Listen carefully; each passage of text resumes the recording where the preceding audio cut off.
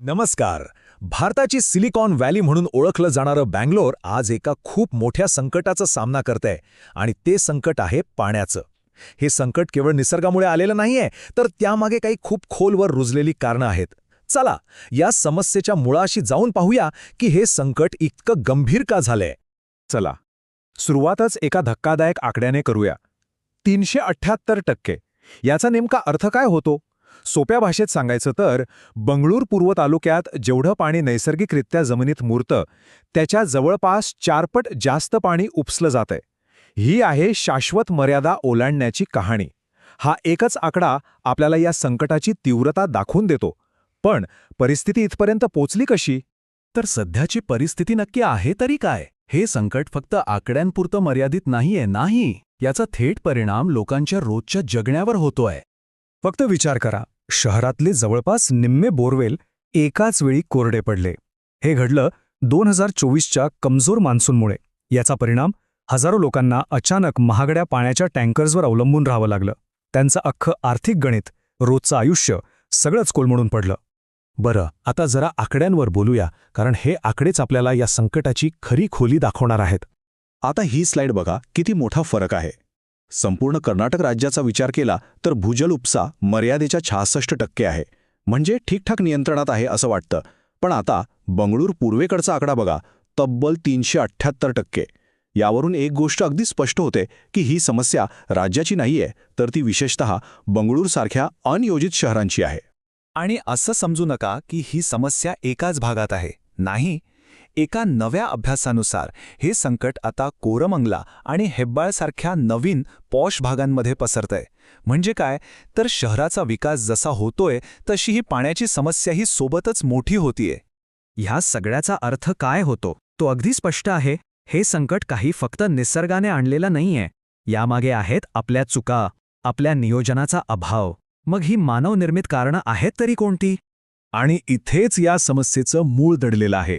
एका बाजूला बंगळूरचा जो खडकाळ प्रदेश आहे तो नैसर्गिकरित्याच कमी पाणी साठवतो. ही झाली नैसर्गिक मर्यादा.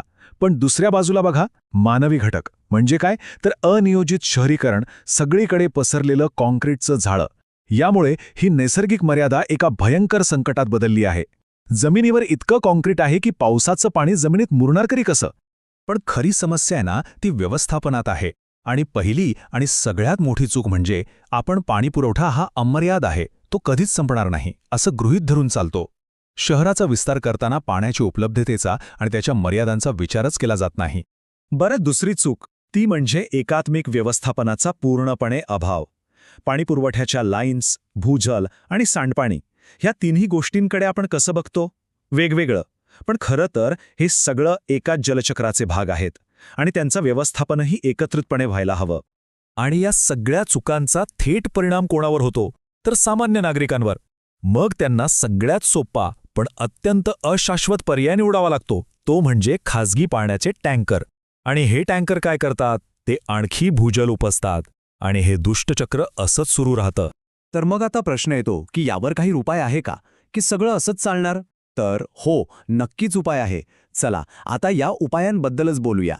आणि तो उपाय आहे स्पंज सिटी या संकल्पनेत. आता स्पंज सिटी म्हणजे काय? तर नावाप्रमाणेच असं शहर जे स्पंजसारखं काम करतं. पावसाचं पाणी आलं की ते वाहून येऊ देत नाही, तर ते शोषून घेतं, साठवून ठेवतं. म्हणजे हे शहर काँक्रीटचं जंगल न राहता एका नैसर्गिक परिसंस्थेसारखं काम करतं. आणि साहजिकच यामुळे पाण्याची उपलब्धता वाढते. आता ही भारी संकल्पना प्रत्यक्षात आणायची कशी? त्यासाठी 3 मुख्य गोष्टी कराव्या लागतील. 1. शहरातील तलाव आणि पाणथळ जागा ज्या तुटलेल्या आहेत त्या पुन्हा एकमेकांशी जोडणं. 2.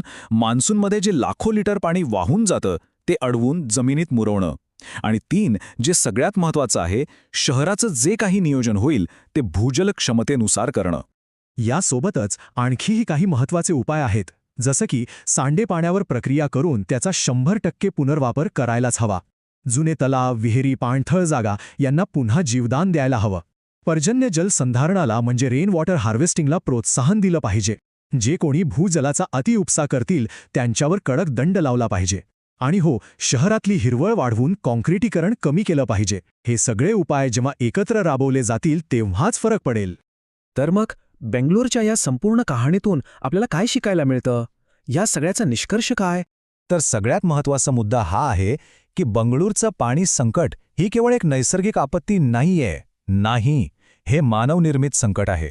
हे आपल्या अनियोजित आणि अशाश्वत शहरी नियोजनाचा थेट परिणाम आहे. जोपर्यंत आपण पाणी आणि शहराचं नियोजन हातात हात घालून करणार नाही, तोपर्यंत हे संकट आणखीनच गंभीर होत जाणार आहे. आणि शेवटी एक प्रश्न जो प्रत्येकाने स्वतःच्या शहराला विचारायला हवा, आपलं शहर पावसाचं पाणी शोषून घेणारा स्पंज आहे की ते पाणी थेट गटारात वाहून नेणारा नाला? कारण या एका प्रश्नाच्या उत्तरातच आपल्या शहरांचं भविष्य दडलेलं आहे.